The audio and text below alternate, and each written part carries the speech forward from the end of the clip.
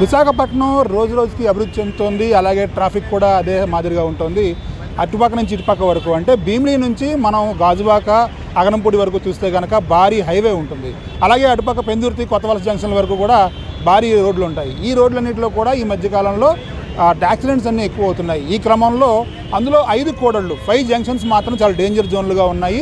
వాటిలో చాలా జాగ్రత్తగా ఉండాలి. మనం ఇక్కడ చూస్తున్నాము ఫస్ట్ జంక్షన్, మనం ఇక్కడ మదిలిపాలెం చూస్తున్నాం. మదిలిపాలెం జంక్షను దాదాపుగా మనకి కనెక్టివిటీ అటు టోటల్లీ అక్కేపాలెం వైపు ఉంటుంది, ఇటు పక్క చూస్తే హనుమంతవాక వైపు ఉంటుంది.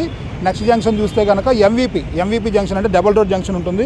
ఈ డబుల్ రోడ్ జంక్షన్ దగ్గర దాదాపుగా మీకు అక్కడ కూడా ఇబ్బందులు ఎక్కువగా ఉంటాయి. ఎక్కువగా సిగ్నల్ క్రాస్ చేయడం ఇలాంటివి ఉంటే మనం చూస్తున్నాము. ఇప్పుడు ఇలాగ వస్తున్నప్పుడు కరెక్ట్గా అక్కడ మనం చూస్తున్నాం వైలేషన్స్ ఎలా చేస్తున్నారనేది మనం క్లియర్గా గమనించవచ్చు. ఆటోలు అవన్నీ కూడా ఎలా వెళ్తున్నాయి.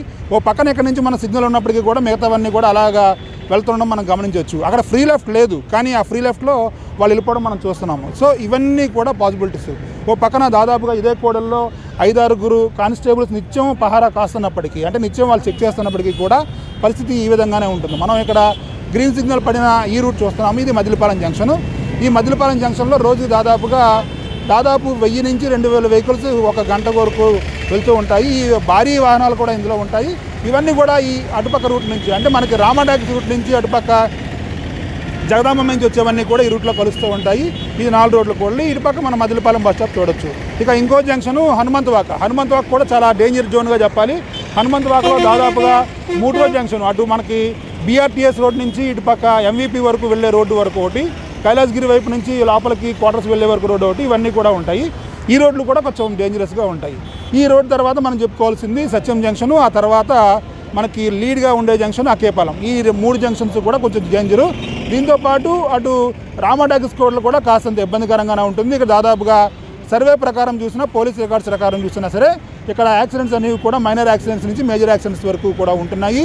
వీటిని అరికట్టాలంటే ఈ ప్రాంతాల్లో ఫస్ట్ పోలీసులు ఎంత చేసినప్పటికీ కూడా, ట్రాఫిక్ పోలీసులు ఎంత యాక్షన్ విధించినప్పటికీ కూడా జనాలు అంటే కామన్ సెన్స్ అనేది ఖచ్చితంగా ఉండాలి, సివిక్ సెన్స్ అనేది ఖచ్చితంగా ఉండాలని చెప్పి ఇక్కడ రహదారికి సంబంధించి అయితే కోరుకుంటున్నారు.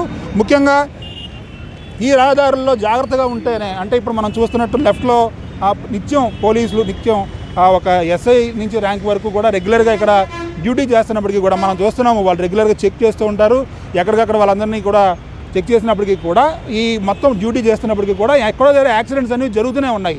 సో రోడ్ సేఫ్టీ పాటించాలంటే సివిక్ సెన్స్ కూడా చాలా అవసరమని ప్రస్తుతం అయితే కనుక నగర పోలీస్ కమిషనర్ కూడా చెప్తున్నారు. ఒక ట్రాఫిక్ వెళ్తున్నప్పుడు బాధ్యతగా తీసుకోవాలి, వాహనదారుడు కూడా బాధ్యత తీసుకోవాలి. 2 వీలర్ 4 వీలర్ అండ్ బిగ్ ఎవరైతే భారీ వాహనాలు ఉంటాయో అవి కూడా కొంచెం బిగ్ వెహికల్స్ కూడా బాగానే వెళ్ళాలని చెప్పి కూడా సూచిస్తున్నారు. ఏదైనప్పటికీ ఈ 5 కూడళ్లలో మాత్రం చాలా జాగ్రత్తగా ఉండాలని విశాఖపట్నం పోలీస్ కమిషనర్ సూచిస్తున్నారు.